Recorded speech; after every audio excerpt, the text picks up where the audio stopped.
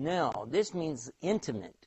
No one would be that close to you. In other words, your wife or husband is the one that has the right to be this close to you, but don't take other people to be that close to you that aren't of your faith or not of your belief, and certainly not needing to know all about your personal business.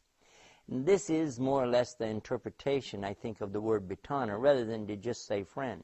Because as a matter of fact, the Prophet Muhammad, peace and blessing be upon him, he used to have associates that he dealt with all the time who were not Muslims. He dealt with the Jewish people who lived in the community, and there were many, by the way, who lived in Medina, and that was the last city that he lived in. And then there were many of the mushrikeen that he dealt with, those who are idolaters. There were, of course, Christians that he dealt with.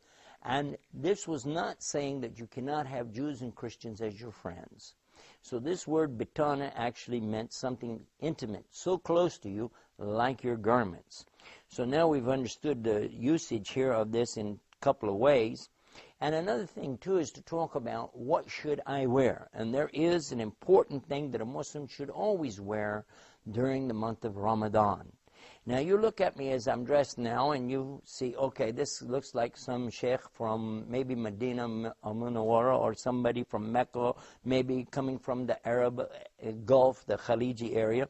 You say, look, he has this, mashallah, this, and so and so. But actually, what is the value of the clothes? And in fact, Allah tells us that we're supposed to have al-bir and al-taqwa.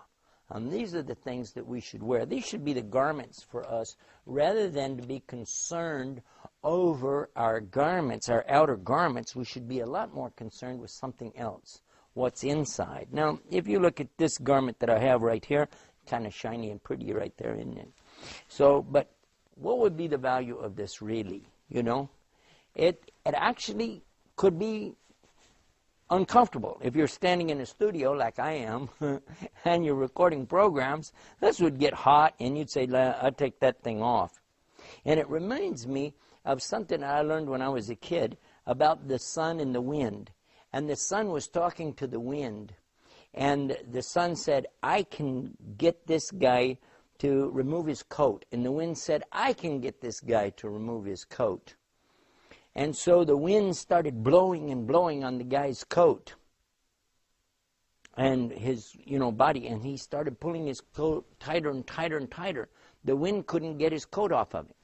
But then the sun came and lit up the whole place and got it warmer and warmer. Finally, without any effort at all from the sun, the man just took off the coat. Why? Because it became too warm. The point behind that story was, by trying to force somebody, it'll never work. But if you warm up to them and let them become comfortable, then they'll themselves cooperate and do the things that will make things work together for you. That was the point behind the story.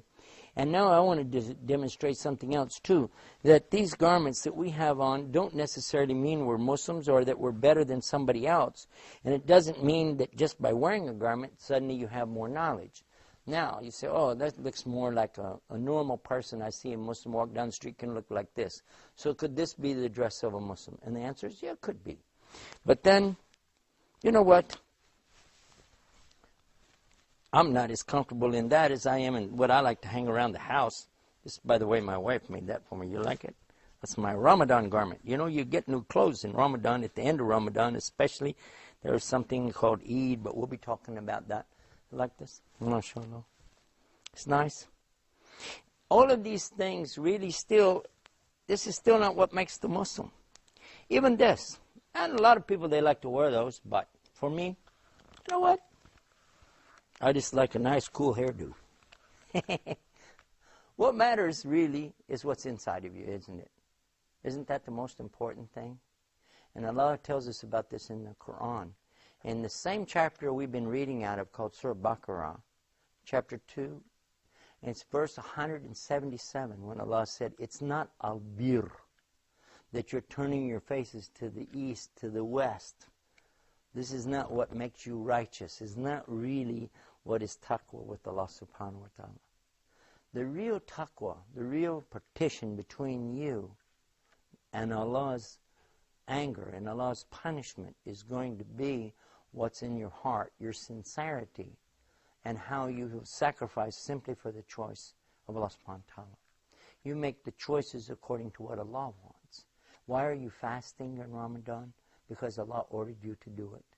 You can say, well, it's good to lose weight. You can say it's good to feel like the poor people, to get some message from this, and I feel closer to Allah. But the most important reason is because Allah said in the Quran, Ya ayyuhalladhina amanu, O you who believe, kutiba alaykum as-siyam.